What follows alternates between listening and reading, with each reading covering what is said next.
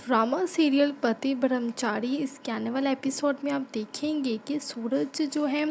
वो दिव्या के साथ शादी करना चाहता है और यही बात ईशा से बिल्कुल बर्दाश्त नहीं हो रही होती और वो रो रो कर उसने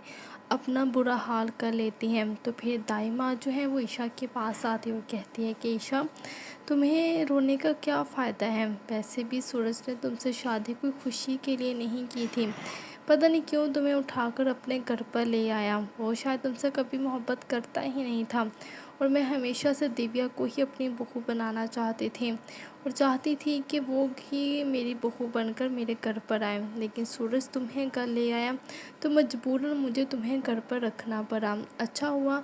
होगा कि अब दिव्या इस घर में आ जाएगी और तुम इन्हें इस घर से जाना ही होगा। तो फिर दाई माँ जो है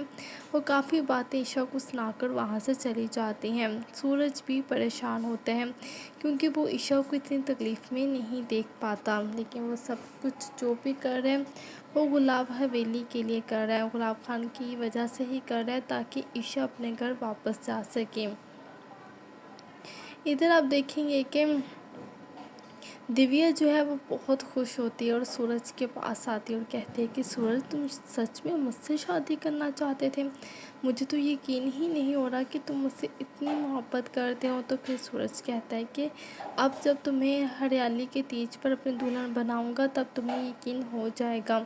और तुम शादी की तैयारी करो। तो फिर दिव्या कहती कि क्या तैयारी करनी है, मैं तो तुम्हारे साथ ऐसे ही तुम्हारे घर चलने को तैयार हूँ, बस मैं तो तुम्हारी बचपन से ही दुल्हन बनना चाहती थी, मैं चाहती थी कि मेरी शादी तुमसे हो जाए, लेकिन तुम उस ईशा को घर पर ले आए तो तुमने मेरे सारे अरमान ही तोड़ दिए थे। तो फिर सूरज कहता है कि अब तैयारी कर लो क्योंकि अब मेरी शादी तुमसे ही होगी। तो इसी तरह की वीडियोस के लिए अब जल्दी से वीडियो को लाइक कर दें, चैनल को सब्सक्राइब कर दें।